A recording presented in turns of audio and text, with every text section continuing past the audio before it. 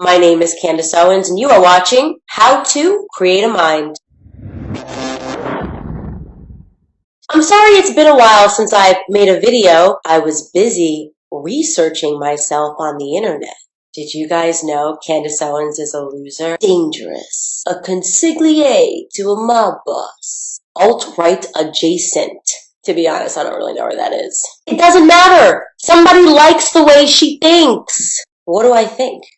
I think many people have had their minds programmed and enslaved, and I'm going to show you how easy it is to do that with three very simple verticals. The first vertical is family. Where do all of your ideas come from in life initially? It comes from your mother and your father telling you what to do in life. Don't stand on the table. Don't chew loudly. Pray before you eat. Come straight home after school. But what would happen if somebody took this vertical away? What would happen if they broke down the family? We don't have to imagine it was already done in the Black community. In the 1960s, LBJ introduced the Great Society Act, which systematically removed fathers from the homes of Black youth. Yes, welfare programs incentivize women not to marry the father of their children. The government will give them more money if the father does not live inside of the home. The single motherhood rate in the Black community has jumped nearly 72% since the 1960s. 72%.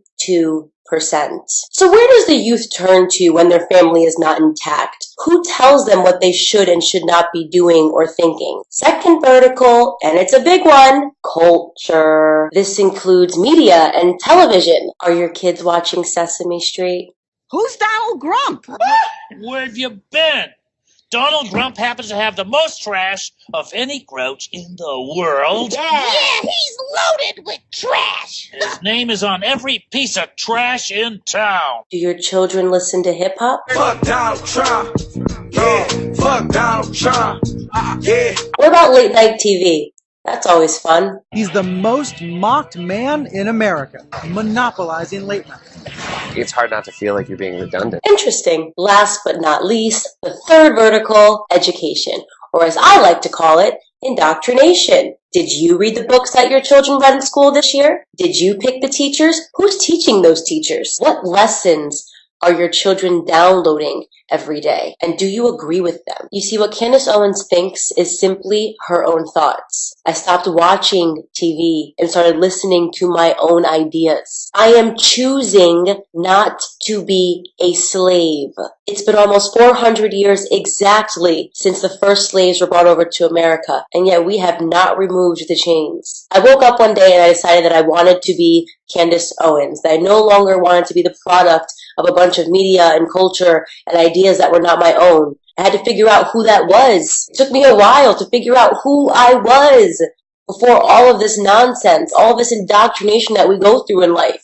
And I have to tell you, I feel pretty free right now. It feels good. I like liking my president. I like loving my country. And I have no idea why this is so controversial. The Kanye West tweet caused a firestorm because he went against the current of culture. People like him are supposed to tell us what to think. They're not supposed to encourage us to think for ourselves. Kanye defied an entire vertical that was meant to enslave us to a certain set of ideas. He did that with 7 words. The dam has been broken. The conversations have started. What happens now? What an exciting time to be alive.